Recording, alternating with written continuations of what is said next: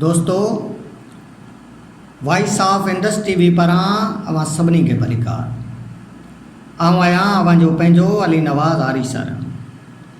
दोस्तों, voice of Indus TV पारां असां हिकु नओं सिलसिलो ॻाल्हियूं किताबनि जूं शुरू करे रहिया आहियूं।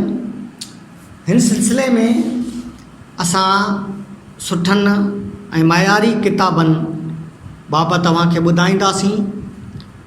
उहे किताब जिन जो समाज ते कंहिं न कंहिं हवाले सां असरु रहियो हुजे ऐं असांजी वधि खां वधि इहा कोशिशि रहंदी तव्हांखे अहिड़नि मयारी किताबनि बाबति ॿुधायूं जेके अव्हां जे ज़हन खे बि झंझोड़े जाॻाए सघनि।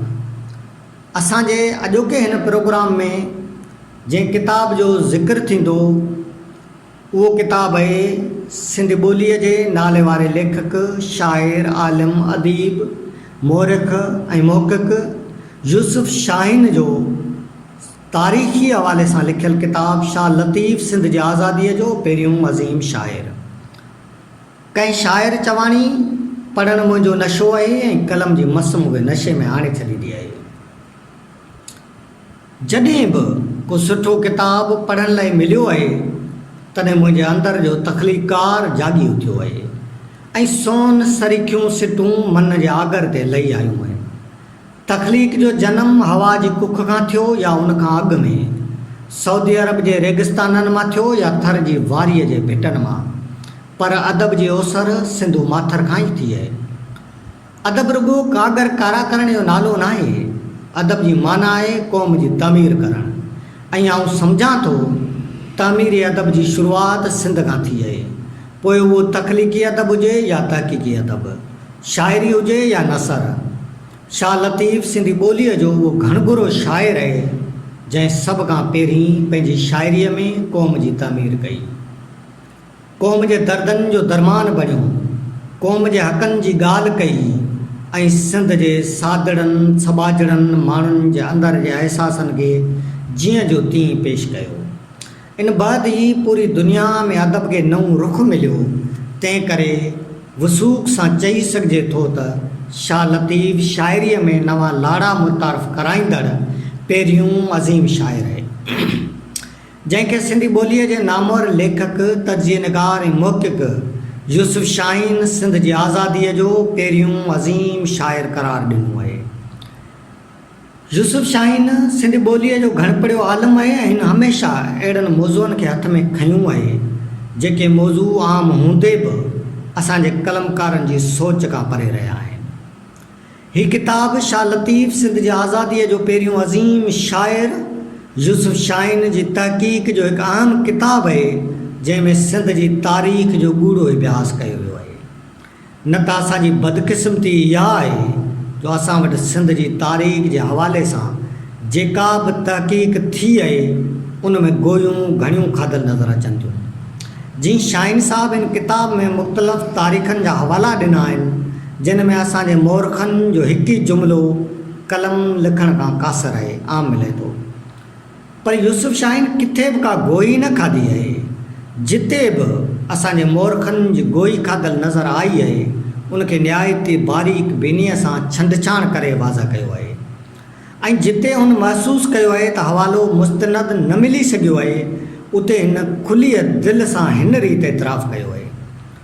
जीअं त राय ख़ानदान जे ख़ात्मे बाबति के पकियूं तारीख़ूं नथियूं मिलनि, इन करे मूं हिन मामले खे वधीक तस्दीक थियण ताईं छॾे ॾिनो आहे। ख़ासि तौरु चचनामे जे मुख़लिफ़ अरब हमलेआवरनि जी चापलूसी करण ख़ातिर सिंध जी तारीख़ में कई मुंझारा पैदा करे छॾिया आहिनि। अहिड़ीअ तरह हिन सिंध जी तारीख़ खे वाज़ह ऐं चिटो करण लाइ इंसान ज़ात जा ग़ुलामीअ हेठि 5000 साल खां शुरूआति कई आहे। कूड़ियुनि ऐं हथ ठोकियनि बादशाहतनि खे चिटो कंदे सिंध जी शाहूकार ऐं शाहकार तहज़ीब ते चढ़ियल ज़ंग खे लाहिण जी इब्तिदा कई आहे। ग़ुलामीअ जे मुख़्तलिफ़ दौरनि बादशाही निज़ाम हथरादो ख़ुदान मुख़्तलिफ़ हमलेआवरनि जे नकाबपोशनि सां गॾोगॾु सिंध जी आज़ाद ऐं ख़ुदि मुख़्तियार हैसियत खे साम्हूं आंदो आहे। हू लिखे थो त सिंध ते अरबनि जे कब्ज़े खां अॻु सिंधी क़ौम घटि में घटि 4000 साल आज़ादी माणी। दुनिया में अहिड़ी का विरले क़ौम मिलंदी जा एॾे डिघे अरसे ताईं आज़ाद ऐं ख़ुदि मुख़्तियार रही हुजे। संदसि तहक़ीक़ जो दाइरो निहायती वसी आहे, छाकाणि जो हिन कोशिश करे उन्हनि ग़ुलाम मुल्कनि जा तफ़सील ॾिना आहिनि जेके बिना किन सबबनि जे करे ग़ुलामीअ हेठि रहिया हुआ। ऐं पोइ जॾहिं जॾहिं उन्हनि में शऊर ईंदो वियो त उन्हनि उन ग़ुलामीअ ख़िलाफ़ु आवाज़ु उथारियो ऐं आज़ादी हासिलु कई। दुनिया जे पहिरें मुल्क जे वजूद में अचण खां वठी दुनिया जे पहिरें वॾे एहतजाज ताईं जा दास्तान हिन किताब में अहिड़े त ख़ूबसूरत अंदाज़ में चिटियल आहिनि जो न पढ़ंदड़ बोरियत जो शिकार थो थिए ऐं न वरी मुंझारे वर थो चढ़े। इन जो वाहिद सबबु इहो आहे त लेखक शौरी तौर ते इख़्तिसार खां कमु वरितो आहे। अलबत्त जिते जिते सिंध जे मौज़ूअ ते खेसि ॻाल्हाइणो पियो आहे उते उहो बिल्कुलु तारीख़ जे अंदरि घिरी थो वञे ऐं पूरो तत साम्हूं आणण खां अॻु में हथु नथो कढे। हिन ग़ुलाम क़ौमनि जे हवाले सां इख़्तिसार सां ई सही पर बहितरीन पैरा कया आहिनि। हू लिखे थो त बर्तानिया जे शाही ख़ानदान खे दुनिया जे सवें क़ौमनि खे ग़ुलाम करण जो 1000 सालनि जो तजुर्बो आहे। बर्तानिया जे हिन शाही ख़ानदान दुनिया जा हज़ारे हीरोज़ फाहीअ चाढ़े छॾिया, किन खे जीअरे टुकर टुकर कयाऊं। शुरू खां हिननि वटि माण्हुनि लाइ फ़क़्ति हिकु सज़ा मुक़ररु हुई, वॾा वॾा दुहल वॼाए माण्हुनि जा अंबो गॾु करे उन्हनि जे रूबरू ॾुआरीअ खे जीअरे आस्ते आस्ते मारणु शुरू कंदा हुआ। चीन जे पहिरें शहनशाह कन शी हांग उन्हनि सभिनी अदीबनि, शाइरनि, आलमनि ऐं तारीख़दाननि खे जीअरे दफ़न कराए छॾियो जिन फ़तवात ज़रिए आज़ाद क़ौमनि खे ग़ुलाम करण जी मुखालफ़त कई। तारीख़ लिखे थी त चीन जे उन पहिरें शहनशाह घटि में घटि 460 लेखक, अदीब ऐं आलम जीअरे मिटीअ में पूराए छॾिया। यूसुफ शाहीन बर्तानिया जे उर ज़ोरायनि ते इन खां पहिरीं पंहिंजे अंग्रेज़ी किताब विलियम द बास्टर्ड में तफ़सील सां लिखी चुको आहे, जंहिंमें हुन लिखियो आहे त विलियम हरामी ॿार हो। उन खां सवाइ बि केतिरियूं ई आम ॻाल्हियूं आहिनि जिन खे इन किताब में साम्हूं आंदो आहे, पर हिन किताब में बि हुन जिते ज़रूरत महसूसु कई आहे उते बर्तानिया जे शाही ख़ानदान ते रोशनी विधी आहे। मथियनि हवालनि मां वाज़ह थिए थो त ग़ुलामीअ जा बुनियाद क़दीम दौर खां पियल आहिनि ऐं उन ई ग़ुलामीअ मां जान छॾाइण लाइ माण्हुनि खे केतिरो पाण विलुरणो पियो हूंदो ऐं अहिड़ी सूरताल में असां किथे बीठल आहियूं। इहा सिंधी क़ौम जेका पूरी दुनिया जे भेट में वधि खां वधि आज़ाद ऐं ख़ुदि मुख़्तियार रही हुजे, उहा जॾहिं मुख़्तलिफ़ दौरनि में ग़ुलाम थींदी वई त हर दौर में राजा डाहिर, मखदूम बिलावल, दुल्हा दरिया ख़ान, शाह इनायत ऐं शाह लतीफ़ ऐं साईं जीएम सैद जहिड़ा अमन जा पयाम्बर बि साम्हूं ईंदा रहिया आहिनि जिन खे पंहिंजी धरतीअ सां प्यारु रहियो आहे। तारीख़ खे दुरुस्त रुख़ में साम्हूं आणींदे शाहीन साहब मुअनि जे दड़े जी तहज़ीब ते ॾाढी पैराइते अंदाज़ में रोशनी विधी आहे, जंहिंमां कुझु सिटूं हिते नक़ुल कजनि थियूं। सिंध में एतिरियूं त खोजनाऊं ऐं इजादात थियूं जो उन्हनि जो दुनिया में किथे बि मिसाल नथो मिले। हिननि दुनिया जो पहिरियों हथियारनि खां पाक मुआशिरो क़ाइमु कयो। जॾहिं दुनिया झंगनि, ॿेलनि ऐं गारनि में रहंदी हुई तॾहिं सिंध जे माण्हुनि पहिरियां घर, पहिरियां ॻोठ ऐं शहर ॾिया। उहो इन करे मुमकिन थियो जो हिननि ज़राइत जो बुनियादु विधो ऐं अनाज जी बाक़ाइदे पोखी शुरू कई। अॻिते हली सिंध जे माण्हुनि पंहिंजी ॿोलीअ लाइ सूरत खिती तयारु कई ऐं पोइ समूरी सिंध जे ॿारनि खे पढ़ाइण जो फ़ैसिलो कयो। इन रीति थोरे ई अरसे दौरान सिंध पढ़ियल मुआशिरे में तब्दील थी वई। सिंध जे माण्हुनि पंहिंजे मुल्क जो निज़ाम हलाइण लाइ बादशाहियत बदिरां दुनिया जो पहिरियों जमहूरी निज़ाम वजूद में आंदो। सिंध में सभिनी खे पढ़ाइण खां अलावा लातादाद हुनर सेखारण जा मर्कज़ पिणु क़ाइमु कया विया। जीअं त समुंड ज़रिए हज़ारे मील परे माल मोकिलणु आसान कमु न हो, इन करे सिंध जे माण्हुनि इंतिहाई ताक़तवर ऐं मज़बूत पाणीअ जा जहाज़ ऐं वॾा ॿेड़ा तयारु कया। उन्हनि लाइ बंदरगाहूं क़ाइमु कयूं। अहिड़ीअ रीति सिंध में इब्तिदाई शिपिंग इंडस्ट्री जो बुनियादु विधो वियो। सिंध जे माण्हुनि पहिरियों भेरो ॾंदनि जे बीमारियुनि ते तहक़ीक़ कई। हिननि पहिरियों भेरो भॻल ॾंदनि जी जाइ ते नवां नक़ली ॾंद हया। उनखां सवाइ ॿियूं केतिरियूं ई शयूं हिन किताब में ॼाणायूं वियूं आहिनि जेके सिंध जी इजादात आहिनि। साॻी निस्बत सां हू लिखे थो त सिंध जे माण्हुनि जी अहिड़ी हाक ॿुधण खां पोइ समीर ऐं अकाद जे शहनशाह सारगन अवल 2300 क़ब्ल मसीह धारे सिंध खां लातादाद इंजीनियर ऐं कारीगर घुराया, जिन सारगन जी सल्तनत लाइ नऊं तख़्तगाह आगाधी जोड़ण लाइ पंहिंजूं ख़िदमतूं सरअंजाम ॾिनियूं। हिननि सभिनी ॻाल्हियुनि खां पोइ वाज़ह थिए थो त सिंध जो माण्हू शुरू खां ई सुधरियल हो ऐं सिंध जे माण्हुनि ई शऊर जी चिणग दुखाई ऐं पूरी दुनिया जे माण्हुनि लाइ जीअण जो दग मुहैया कयो।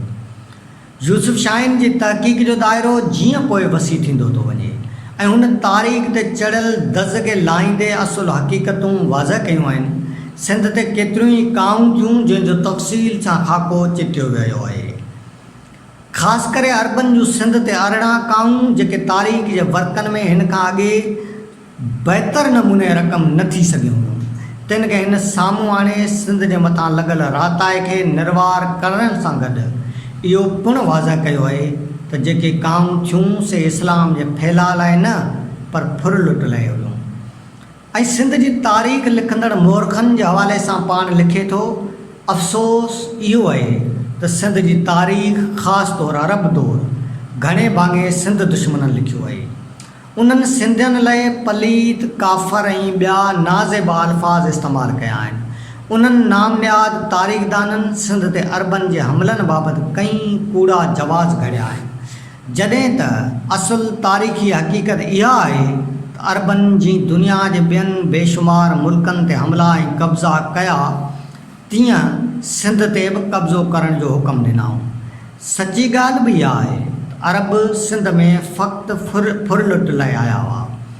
रही ॻाल्हि इस्लाम जी त सिंध जो माण्हू अॻु में ई पढ़ियल ऐं बाशऊर हो। कंहिं बि हवाले सां सिंध में जहालत न हुई। अरबनि सिंध जा खज़ाना फुरण सां गॾु नौजवान छोकिरियुनि खे अगवा करे बगदाद ऐं बसरे जे बाज़ारनि में नीलाम कयो ऐं ख़ुदि मोहम्मद बिन कासिम जो क़त्ल बि छोकिरियुनि जे करे ई कयो वियो। अलबत्त इन्हनि सभिनी मोर्चनि ते सिंध जे माण्हुनि भरपूर वेड़ विड़ी। केतिरा ई भेरा सिंध जे माण्हुनि अरबनि जा पेर पुख़्ता थियण न ॾिना। उन हवाले सां यूसुफ शाहीन लिखे थो, सिंध ते टियों हमलो अब्दुल्ला बिन आमिर कयो। हिन वक़्त जे ख़लीफ़े खे इतला ॾिनूं त सिंध जा माण्हू गदार आहिनि, जंहिंजो मतिलबु इहो हो त सिंध जा माण्हू पंहिंजी सरज़मीन जो दिफ़ा करणु ॼाणनि था, इन करे सिंध ते का करण जा इरादा तर्क कया वञनि। अहिड़ीअ रीति काउन ऐं जंगियुनि जो सिलसिलो हलंदो रहियो ऐं सिंध जो माण्हू हार त खाए वेंदो, पर हुननि कॾहिं बि शिकस्त क़बूल न कई ऐं कॾहिं बि वेड़ जे मैदान मां भॼण जो न सोचियो, जंहिंजूं केतिरियूं ई शाहिदियूं हिन किताब में मौजूदु आहिनि। मिसाल तौरु तुग़लकी फ़ौजूं वॾे दबदबे ऐं ॾाका सां सिंध जे मरकज़ी शहर ठटे पहुतियूं। जॾहिं सिंधियुनि खे तुग़लकी फ़ौजनि जे अचण जी ख़बर पई त हू सभु उभा थी विया। लॻभॻि 45,000 जवान सीनूं साए तलवारूं म्याण मां कढी मैदान ते लही आया। सॼी सिंध में ईद जो समाउ हुजे। हीउ सिंध जी आज़ादी बचाइण जो अहम तरीन ॾींहुं हो। सिंधी माउरनि भेनरनि धीअरनि खिली ख़ुशि थी ॾाढे पाबो मां जोधनि जवाननि खे मोकलाणी ॾिनी ऐं तंबी कई त धरतीअ जे लॼ जी भारत अथो। यूसुफ शाहीन जो हीउ किताबु तोड़े जो तहक़ीक़ ते ॿधल आहे, पर जिते बि सिंध जो ज़िक्र आयो आहे त हू पंहिंजी तख़लीक़ी जज़्बे खे रोके न आहे सघियो ऐं केतिरनि ई जायुनि ते संदसि कलम अहिड़ियूं त सोन सरीखियूं सिटूं उभरी आयूं आहिनि, जिन जो को बि मट न आहे। हूअं बि सिंध जी ग़ुलामीअ जे ख़िलाफ़ जिते सिंध जे बहादुर अड़बंग जवाननि हिसो वरितो आहे, उते असांजे आलमनि बि पंहिंजी वत ऐं वसाए निभा कयो आहे, जिन में मखदूम बिलावल, शाह इनायत, शाह लतीफ़ ऐं साईं जीएम सैयद जो किरदारु मथाऊं आहे।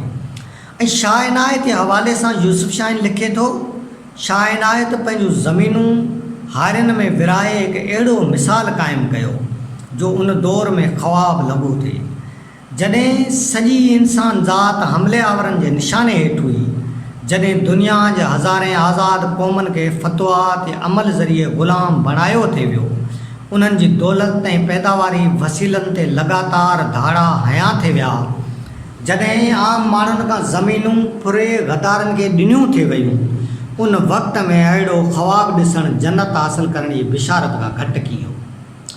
अहिड़ीअ रीति मखदूम बिलावल बाबति लिखे थो त नेठि जंगी नगारा वॼणु लॻा, बंदूकनि ऐं तीरनि जा वसकारा थी विया, अरगोननि मंजीनीक सां वॾा पथर वसाए टलटीअ किले जा दरवाज़ा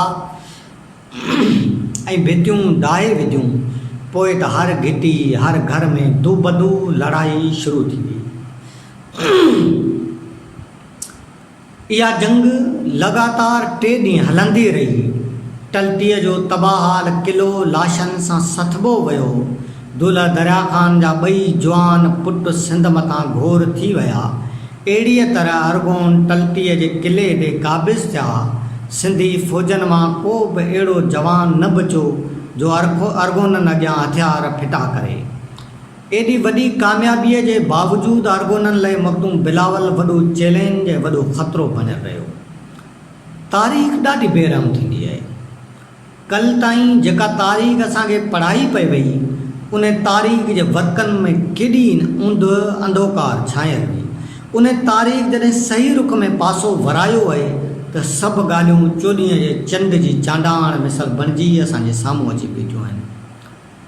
मूंखे साईं अब्दुल वाहिद आरीसर ही किताबु पढ़ण खां पोइ चयो हो त यूसुफ शाहीन जंहिं सचाईअ सां सिंध जी तारीख़ ते तफ़सीली लिखियो आहे ऐं शाह लतीफ़ जी आज़ादीअ वारे नुक़्ते खे जीअं निर्वार कयो आहे, ईअं हिन खां पहिरीं कंहिं बि मोर्ख न लिखियो आहे।